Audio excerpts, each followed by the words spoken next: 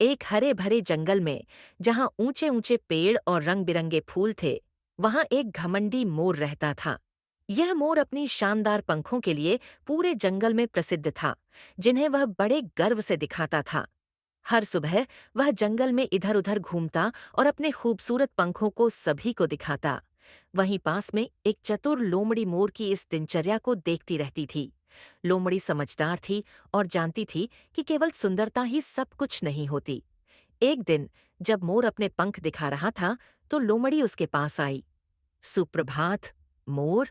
लोमड़ी ने चालाकी भरी मुस्कान के साथ कहा, तुम्हारे पंख सच में बहुत सुंदर हैं, लेकिन बताओ, क्या ये तुम्हें चील की तरह ऊंचा उड़ने या हिरण की तरह तेज दौड़ने में मदद कर सकते हैं?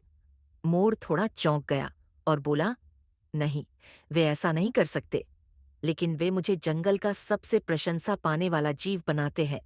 लोमड़ी ने सिर हिलाया और कहा, प्रशंसा क्षणिक होती है मेरे दोस्त। चलो, मैं तुम्हें एक कहानी सुनाती हूँ। जिज्ञासु मोर ने ध्यान से सुना जब लोमड़ी ने अपनी कहानी शुरू की। एक बार एक सुंदर पक्षी था जिसके पंख तुम्हारे से भी अधिक शानदार थे। लेकिन एक दिन एक तूफान आया और उस पक्षी के पंख खराब हो गए। अपनी सुंदरता के बिना उसके पास भरोसा करने के लिए कुछ नहीं था और वह जल्द ही गुमनामी में खो गया। मोर ने लोमड़ी की कहानी पर विचार किया और समझा कि उसकी बातों में सच्चाई है। उसने महसूस किया कि उसके पंख भले ही सुंदर हों, लेकिन वे उसे वास्तव में खास नहीं बनाते। उस दिन से मोर ने अन्य कौशल विकसित करने पर ध्यान केंद्रित किया। उसने मधुर गाना गाना सीखा और जरूरत में अन्य जानवरों की मदद करके उनके दोस्त बन गया। जल्द ही मोर न केवल अपने पंखों के लिए, बल्कि अपनी दयालुता और प्रतिभाओं के लिए भी प्रशंसा पाने लगा।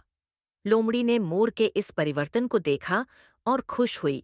वह जानती थी कि मोर ने एक महत्वपूर्ण सबक सीख लिया है, और इस प्रकार कहानी की नैतिक यह है, सच्ची कीमत भीतर से आती है। सुंदरता ध्यान आकर्षित कर सकती है, लेकिन चरित्र और दयालुता वह सम्मान और प्रशंसा अर्जित करती है जो स्थायी होती है। आशा है आपको यह कहानी पसंद आई होगी।